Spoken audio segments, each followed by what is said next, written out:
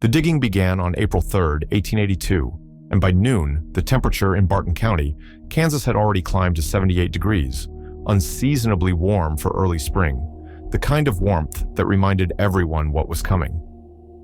By sundown, word had spread along the 8 miles of scattered homesteads between Great Bend and the Walnut Creek Crossing that the German widow on the Hartman claim was digging a hole directly beneath her cabin, and by the following morning, 3 different neighbors had ridden over to confirm that she had, in fact, lost her mind.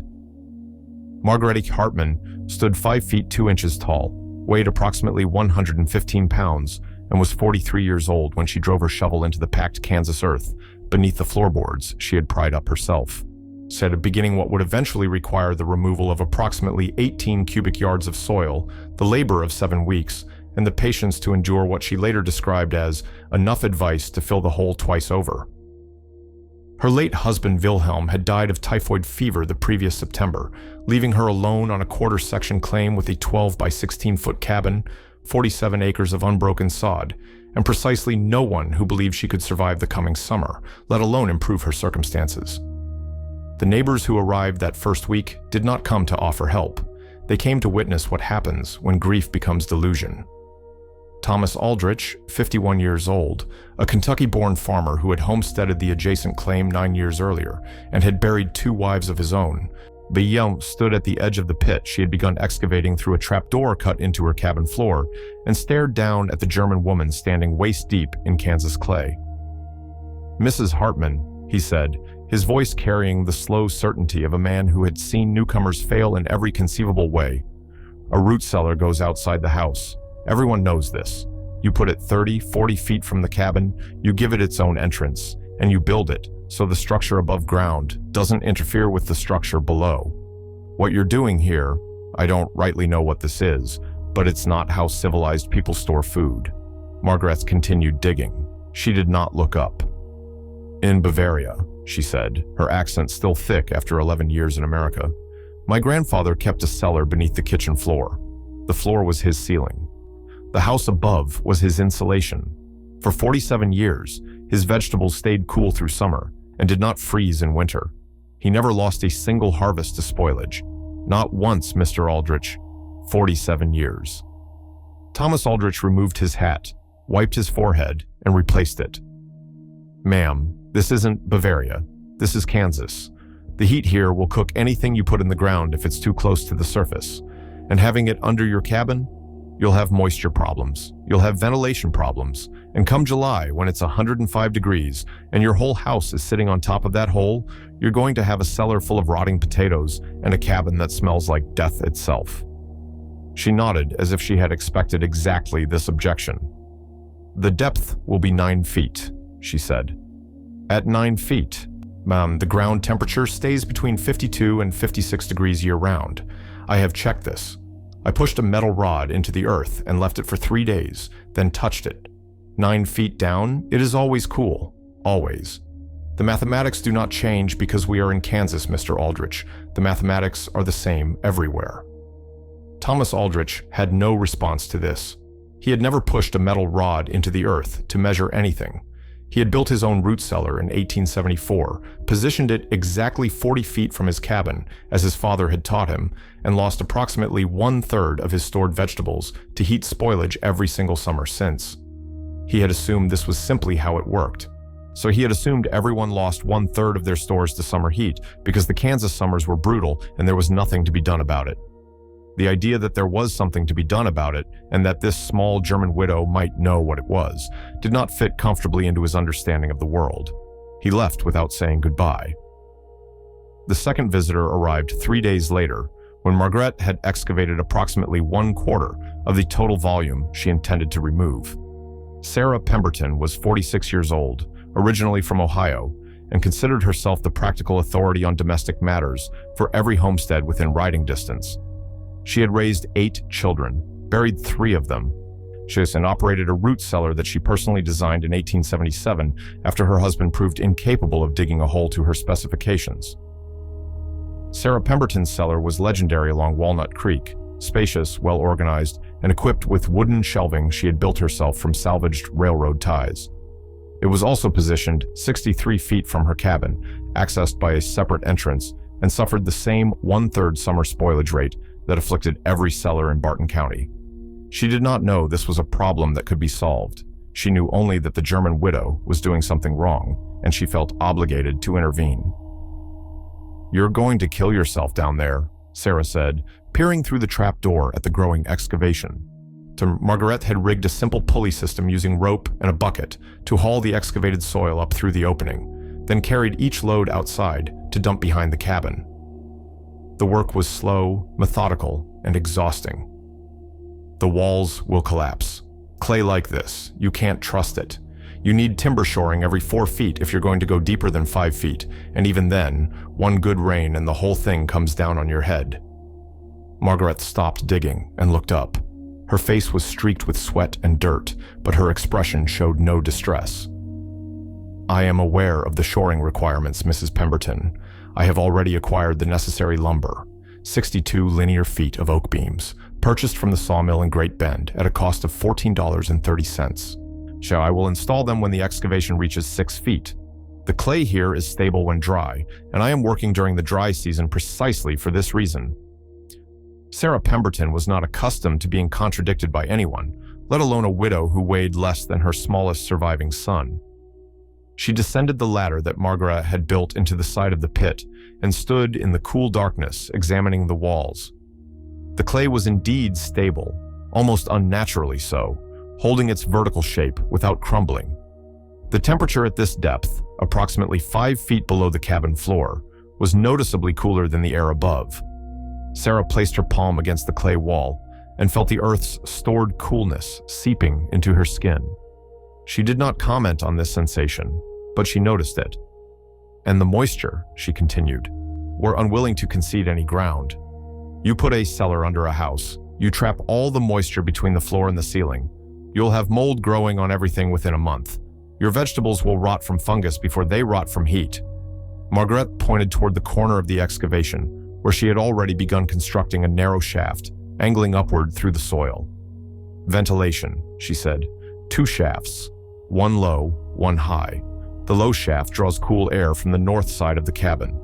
The high shaft releases warm, moist air through a pipe extending above the roof on the south side. The temperature difference creates constant airflow. The moist air rises and exits. The cool air enters and replaces it. In Bavaria, my grandfather used copper pipes wrapped in straw for insulation. Here, I will use clay tiles that I have salvaged from a collapsed building in Great Bend. The principle is identical. Moving air does not grow mold, Mrs. Pemberton. Still air grows mold. My cellar will have moving air always, day and night, summer and winter. The moisture will never settle. The mold will never grow." Sarah Pemberton climbed back up the ladder without responding. She stood in Margaret's cabin, looking down through the trap door at the woman who had just explained a principle of physics that Sarah had never considered in 30 years of cellar management. The explanation made sense. The physics were undeniable. And yet Sarah Pemberton could not bring herself to admit that a recent widow, a foreigner, a woman who had never survived a Kansas summer alone, might understand something that Sarah herself had failed to learn in 9 years of homesteading. "You'll see," Sarah said finally. "Come August, when that hole fills up with rot and you're hauling spoiled vegetables out by the bushel, you'll see." She left, and Margaret returned to digging. By the end of April, the excavation had reached 6 feet. True to her word, Margaret installed the oak beam shoring, 16 vertical posts supporting horizontal crossbeams that braced the clay walls against collapse. The temperature at this depth held steady at 54 degrees, regardless of conditions above. She measured this with a mercury thermometer she had purchased from a traveling peddler for $2.15, lowering it on a string and leaving it for 1 hour before retrieving it to check the reading. 54 degrees at noon, 54 degrees at midnight, 54 degrees when the surface temperature climbed to 82, and 54 degrees when it dropped to 41 during a late April cold snap. The mathematics were proving themselves, but no one was watching closely enough to notice. By mid-May, the excavation reached 9 feet. The chamber now measured 12 feet long by 8 feet wide by 9 feet deep. a volume of approximately 864 cubic feet, enough to store a full year's worth of vegetables for a single household with considerable room to spare. The walls had been reinforced with limestone blocks that Margaret had collected from a dry creek bed 3 miles to the south, carrying them in a handcart over 7 separate trips, totaling approximately 42 miles of walking. And the limestone served dual purposes: structural reinforcement and moisture absorption. The porous stone would draw excess humidity from the air, preventing condensation from forming on stored vegetables. This was another principle from Bavaria, another piece of her grandfather's accumulated wisdom, another detail that the neighbors would have dismissed as superstition if they had bothered to ask about it.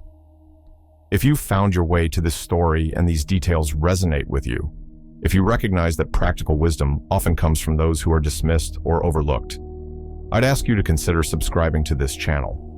These accounts of frontier innovation survive only when someone takes the time to preserve them, and every subscription helps ensure that more of these stories reach people who understand their value. And the knowledge Margaret's carried from Bavaria was never written in any textbook. It existed only in memory and practice, passed from her grandfather to her father to her, and nearly lost when she arrived alone on a Kansas homestead with no one to teach. What follows is how that knowledge proved itself true. The ventilation system took another 3 weeks to complete. Margaret constructed 2 shafts, each lined with salvaged clay tiles, mortared together with a mixture of clay, sand, and straw. The intake shaft measured 4 inches in diameter and descended from ground level on the cabin's north side, angling down through the soil to enter the cellar 18 inches above the floor. The exhaust shaft measured 6 inches in diameter, larger to accommodate the rising warm air, and ascended from the cellar's ceiling through the cabin's interior, exiting through a copper pipe that extended 14 inches above the roof line. She had purchased the copper pipe in Great Bend for $3.40, an expense that had drawn commentary from the hardware store owner, who could not imagine why a widow would need such a thing. The difference in diameter between intake and exhaust was intentional. The larger exhaust opening created lower pressure at the top, drawing air upward more efficiently. The height of the exhaust above the roof ensured that wind passing over the pipe would further reduce pressure, increasing the draw. On still days, the temperature differential alone would drive the circulation. On windy days, the effect would multiply. Margaret calculated that the system would exchange the cellar's entire air volume approximately every 4 hours under average conditions and every 90 minutes during strong winds. She had learned this calculation from her father, who had learned it from her grandfather, who had developed it through 50 years of experimentation in a small village in Bavaria, where summer temperatures regularly exceeded 90 degrees and no one ever lost vegetables to spoilage. The shelving took another 2 weeks.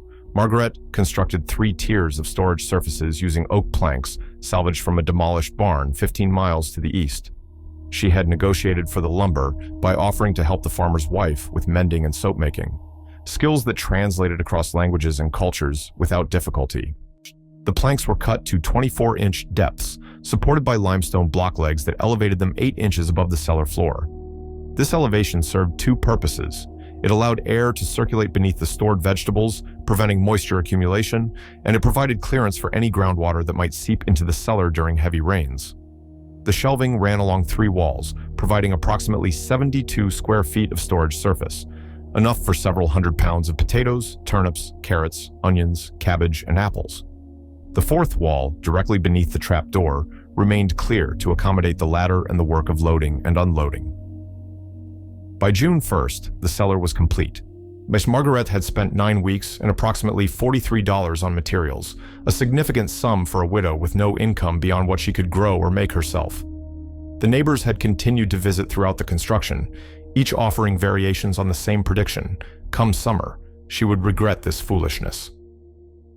Harold Gustafsson, a Swedish immigrant who had homesteaded 2 miles to the north in 1876, told her that underground structures attracted rattlesnakes and that she would find herself sharing her cellar with everything that crawls and bites. Eleanor Walsh, a Massachusetts-born schoolteacher who had married a Kansas farmer and discovered too late that she hated farming, suggested that the constant cool air rising through the trap door would give Margaret rheumatism, and she would be unable to walk by winter.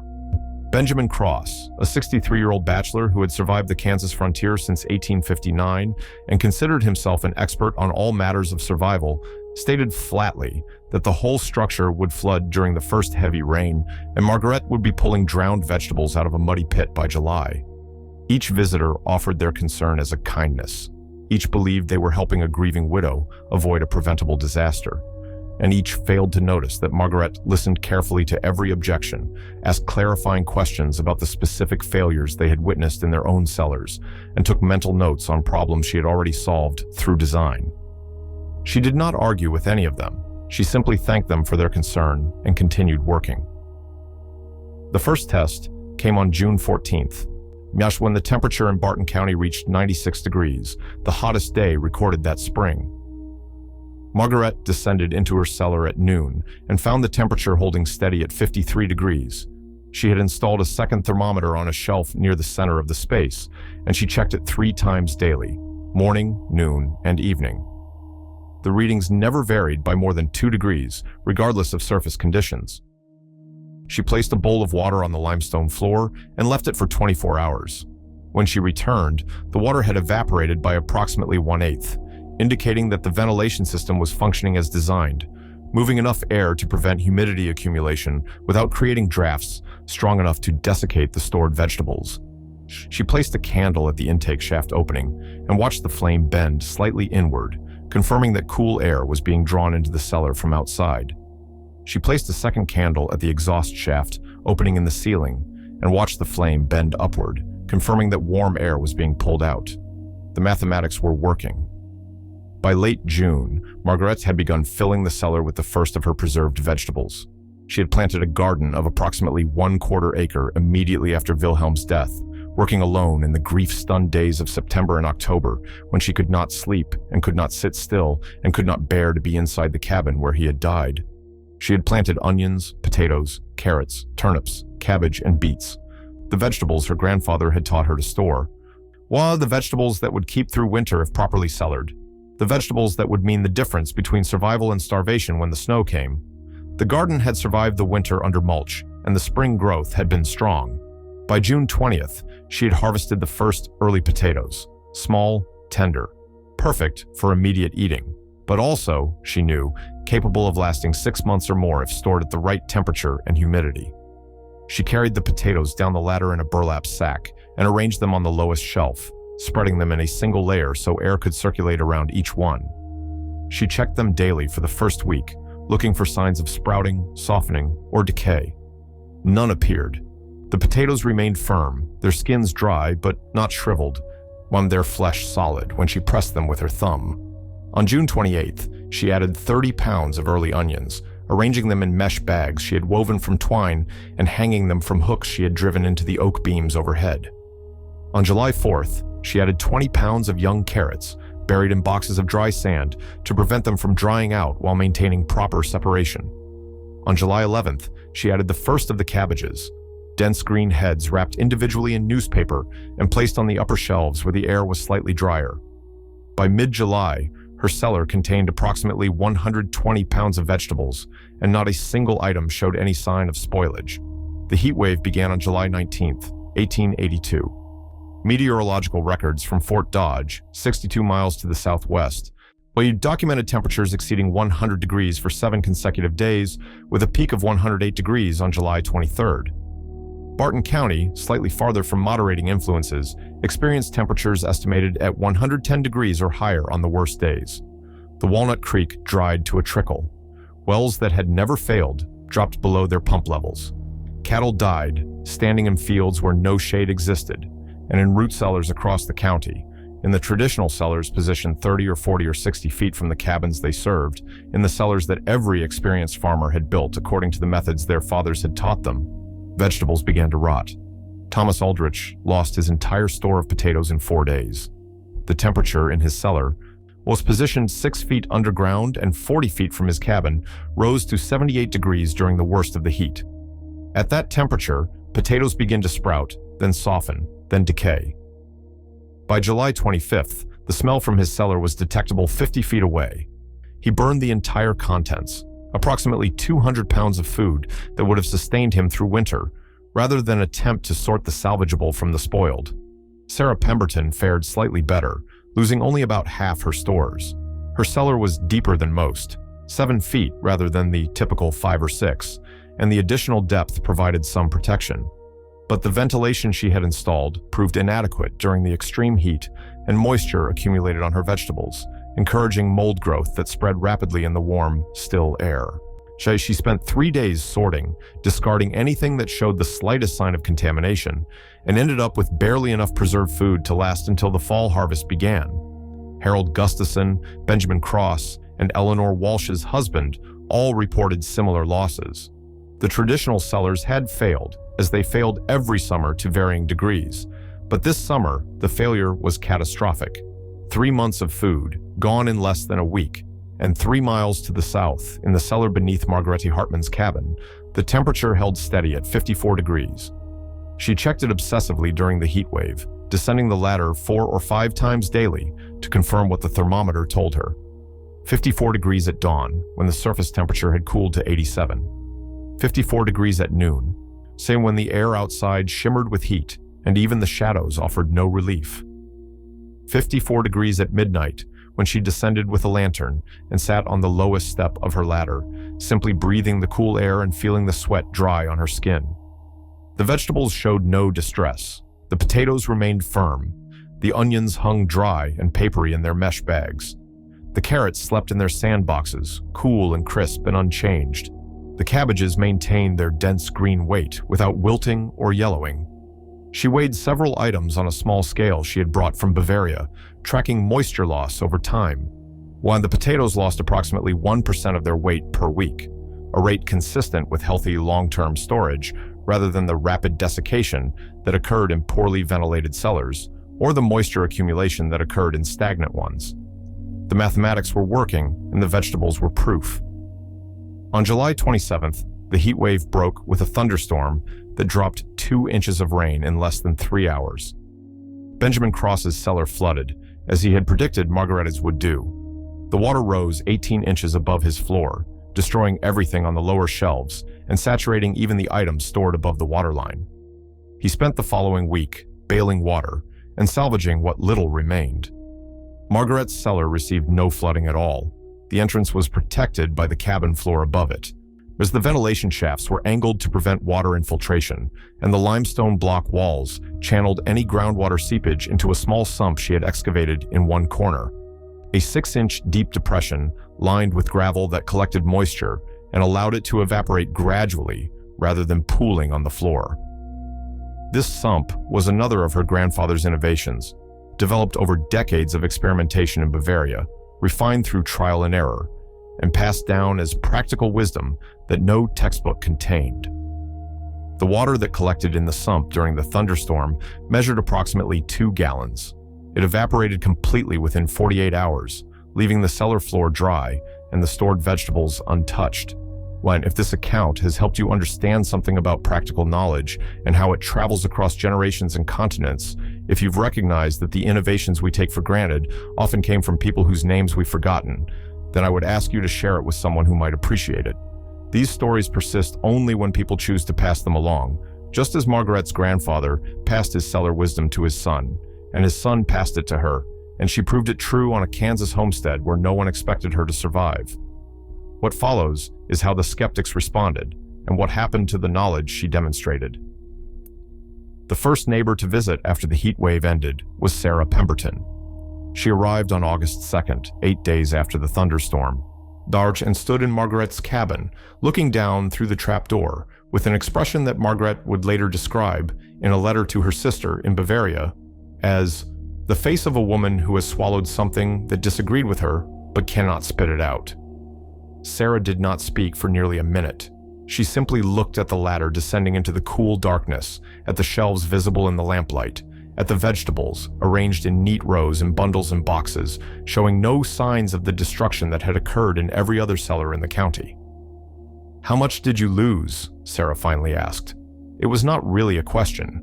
It was a concession disguised as a question, an admission that the answer would contradict everything she had predicted. Margaret descended the ladder and returned with a potato in her hand. She held it out to Sarah. "Nothing," she said. "I lost nothing. Would you like to feel this? It is firm. It is cool. It is the same as when I harvested it 6 weeks ago. I checked this morning. Every vegetable in my cellar is unchanged. Every one." Sarah took the potato. She pressed it with her thumb. She held it to her nose and smelled it. She closed her eyes for a moment, and when she opened them again, something had shifted in her face. Not warmth, not friendship, but a kind of reluctant respect that had nothing to do with liking Margaret and everything to do with acknowledging reality. "How deep?" Sarah asked. 9 feet. "And the ventilation, the shafts you built, they kept the air moving through the worst of it?" "Yes, always moving. Ian, the temperature never rose above 56 degrees, even when the surface was over 100. Sarah Pemberton nodded slowly. She set the potato on Margaret's table. "My husband will want to see this," she said. "He'll want to understand how you did it." "I will show him," Margaret said. "I will show anyone who wants to learn." Thomas Aldrich arrived 2 days later with his oldest son, a 16-year-old named Peter, who was already taller than his father and showed more interest in innovation than tradition.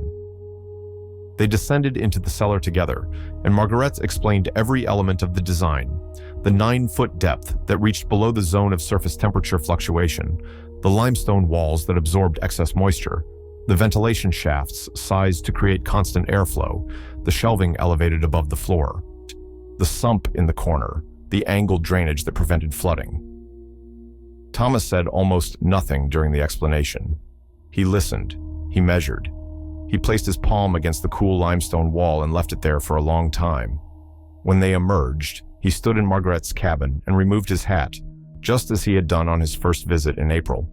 But this time, he held the hat in his hands, rather than wiping his forehead and replacing it. This time, he looked at the widow, who weighed 115 pounds and had moved 18 cubic yards of earth by herself and had lost nothing while he had lost everything. "Mrs. Hartman," he said, "I owe you an apology.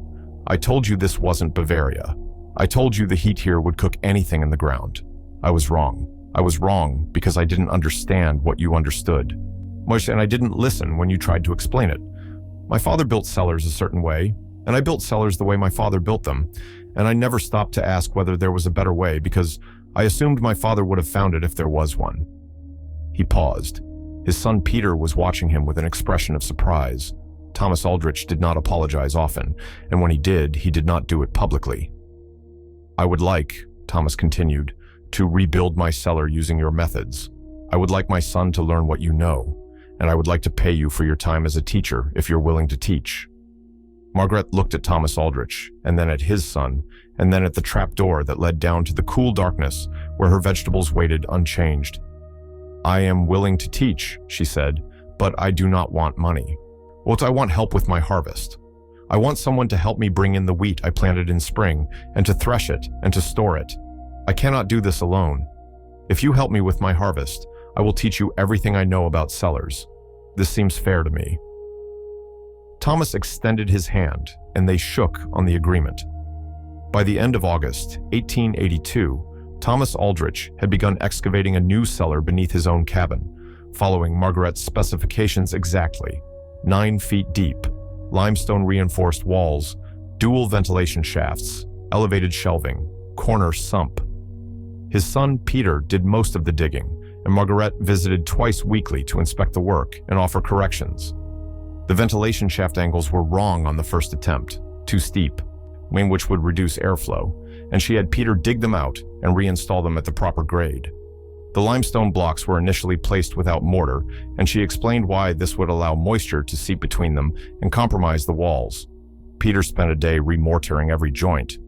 The exhaust pipe was initially positioned too low above the roofline, and she had Thomas add an extension that raised it to 18 inches. Ensuring proper wind-assisted ventilation even during still conditions. Every correction was made without argument. Thomas Aldrich had learned something during the heat wave of July 1882, and what he learned was that his assumptions could be wrong, the tradition could be incomplete, and that a German widow who weighed less than his 16-year-old son might know things that his father had never discovered. Damn, this was not an easy lesson for a 51-year-old man who had survived the Kansas frontier for nearly a decade. But survival has a way of clarifying priorities. Pride is a luxury, effectiveness is not. Sarah Pemberton sent her husband to observe the construction of the Aldrich cellar. He returned with detailed notes and a new perspective on his wife's expertise. By September, he had begun his own excavation, following the same specifications. Harold Gustafson, the Swedish immigrant who had warned Margaret about rattlesnakes, visited the completed Aldrich cellar in October and spent 2 hours measuring every dimension. He did not apologize for his earlier predictions. Harold Gustafson was not a man who apologized easily, but he returned 3 days later with a wagon load of limestone blocks he had gathered from the same creek bed where Margaret had gathered hers, and he asked if she would inspect his planned excavation site. Benjamin Cross, the 63-year-old bachelor who had predicted flooding, never rebuilt his cellar.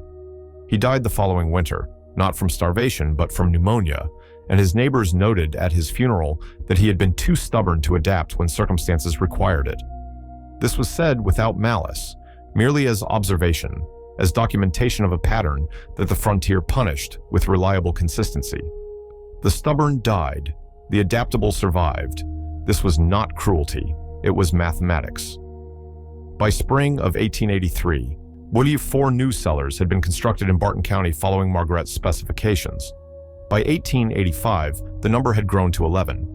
By 1890, the underhouse cellar with Bavarian-style ventilation had become standard practice along Walnut Creek and for approximately 20 miles in every direction. Farmers who built new homesteads included the cellar in their initial construction, excavating before they laid the cabin floor rather than after. The additional cost was minimal, perhaps $15 to $20 in materials, and the reduction in summer spoilage was dramatic. Families who had routinely lost 1/3 of their stored vegetables now lost virtually nothing. The savings in food alone repaid the construction cost within 2 or 3 years. In the savings in labor, no longer walking 30 or 40 feet through snow or rain or summer heat to access stored provisions, accumulated invisibly but continuously. And yet, within a generation, almost no one remembered where the innovation had come from.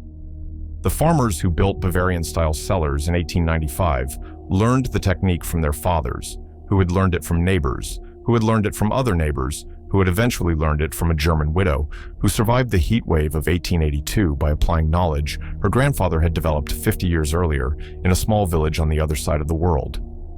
Margaret Hartman lived on her claim until 1911, when declining health forced her to move to Great Bend and live with a niece who had emigrated from Bavaria in 1897. She was 72 years old, and she had survived 29 Kansas summers without ever losing a harvest to spoilage. Her cellar remained in continuous use by the families who subsequently occupied the Hartman claim, first the Hendersons, who purchased it in 1912, then the Millers, who acquired it in 1931, then a succession of owners who maintained the property as a working farm until 1978. The cellar itself survived until 1983, when the cabin above it finally collapsed from decades of deferred maintenance and a developer purchased the land for subdivision. A construction crew filling the old cellar noted that the temperature at the bottom was significantly cooler than the surface, approximately 55 degrees on a day when the air temperature reached 94. And one of the workers was a man named Rodriguez, whose grandfather had worked on similar structures in Mexico, recognized the ventilation shafts for what they were. He mentioned to the site foreman that someone had known what they were doing when they built this, and the foreman said something dismissive about old-timers and their primitive methods, and the cellar was filled with rubble and covered over and forgotten. Margaret's obituary appeared in the Great Bend Tribune on March 17, 1911. It mentioned that she had been born in Bavaria, that she had emigrated to America in 1871, that she had been widowed in 1881, and that she had survived alone on a homestead claim for 30 years until her health failed. It did not mention the cellar. It did not mention the heat wave of 1882. It did not mention that her grandfather's accumulated wisdom, when transported across an ocean and proven true on the Kansas prairie, had eventually saved thousands of pounds of food and influenced construction practices across an entire region. The obituary mentioned none of this because the people who wrote it did not know the story, and the people who knew the story did not think to tell it to the newspaper, and by 1911, the practice of building cellars beneath cabins with Bavarian-style ventilation was so thoroughly standard that no one remembered it had ever been otherwise. This is how practical knowledge becomes invisible. It succeeds so completely that people forget it was ever discovered. The innovation becomes tradition. The tradition becomes assumption. The assumption becomes invisible. And the woman who proved the concept, who absorbed the mockery of her neighbors and continued digging, who trusted mathematics over consensus and her grandfather's wisdom over local custom, that woman becomes a single paragraph in a small-town newspaper, remembered only as someone who survived rather than as someone who taught an entire community how to survive better. If this story has meant something to you, if you recognize the pattern of overlooked knowledge and invisible innovation, I would ask you to subscribe to this channel and help ensure that more of these stories reach people who will value them. The practical wisdom that Margaret carried from Bavaria nearly disappeared with her. It was preserved, not because anyone thought to document it, but because it worked so well that people adopted it without understanding where it came from. We are attempting something different here, to document the sources, to name the people, and to preserve not just the technique but the story of how it was proven and spread. This requires an audience willing to engage, to share, to maintain the channel's visibility so that these accounts can continue. What you do with that request is your choice, but the request is genuine. The preservation of practical wisdom depends on people deciding it matters enough to preserve. The principles Margaret demonstrated in 1882 remain valid today. The ground temperature at 9 feet below the surface in temperate climates holds steady between 50 and 57 degrees Fahrenheit, regardless of surface conditions. This is not folklore. It is measured, documented, reproducible physics. The Earth's thermal mass absorbs and releases heat so slowly that daily and even seasonal fluctuations cannot penetrate beyond a few feet. At 9 feet, so you are accessing the average annual temperature of the region, the mathematical mean of summer highs and winter lows, smoothed and stabilized by billions of tons of soil acting as a temperature buffer. Modern geothermal systems exploit this same principle, burying loops of pipe at depths where ground temperature remains constant and using the differential between ground and air temperature to heat and cool buildings with minimal energy input. The passive cooling systems now appearing in sustainable architecture, earth tubes, thermal labyrinths, ground-coupled heat exchangers, all operate on knowledge that Margaret's grandfather had mastered in Bavaria before the American Civil War. The fancy engineering terminology is new. The physics are ancient. So the ventilation principle she employed, using temperature differential and wind pressure to create constant airflow without mechanical assistance, appears in modern passive ventilation design under names like stack effect and wind-driven cross-ventilation. Building codes now include formulas for sizing intake and exhaust openings to ensure adequate air exchange, and those formulas produce ratios remarkably similar to what Margaret's grandfather discovered through trial and error. The exhaust opening should be approximately 50% larger than the intake opening to account for the lower density of warm rising air. She knew this. She built it. She could not have named the physics, but she understood the results. Wherein the results were what mattered when the temperature reached 110 degrees and her neighbor's food rotted while hers remained fresh.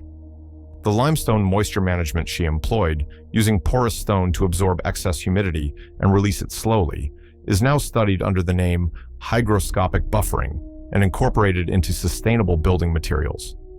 Researchers have measured the moisture absorption capacity of various stones and clays and developed sophisticated models predicting how these materials will perform under different humidity conditions. Margaret did not have sophisticated models. She had her grandfather's observation that limestone-lined cellars stayed drier than clay-lined cellars, and she had the practical intelligence to apply that observation in Kansas, even though the climate was different and the neighbors thought she was foolish. The sump drainage system she installed, a gravel-lined depression to collect infiltrating water and allow it to evaporate rather than pooling, appears in modern basement waterproofing under the name interior drain tile or sump pit. Contemporary versions include electric pumps and sophisticated monitoring systems, but the principle remains identical. Give water a place to go, and it will go there instead of spreading across your floor. Margaret's version required no electricity, no pump, no monitoring system. It required only understanding that water flows downhill and collects in low points, and that a properly sized collection point with adequate evaporation capacity will handle normal infiltration without intervention. Simple knowledge, correctly applied. What the engineers call passive design she called common sense inherited from people who had solved these problems generations earlier. The legacy of that summer extends beyond cellar construction.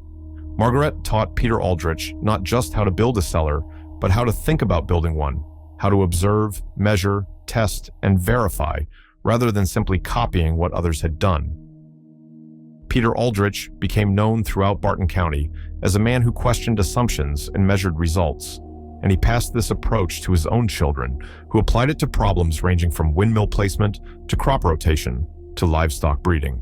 When the habit of mind that Margaret modeled, the willingness to trust mathematics over tradition and observation over assumption, propagated through the community in ways that cannot be fully traced or measured. How many innovations emerged because Peter Aldrich taught his children to think carefully about why things worked, not just whether they worked?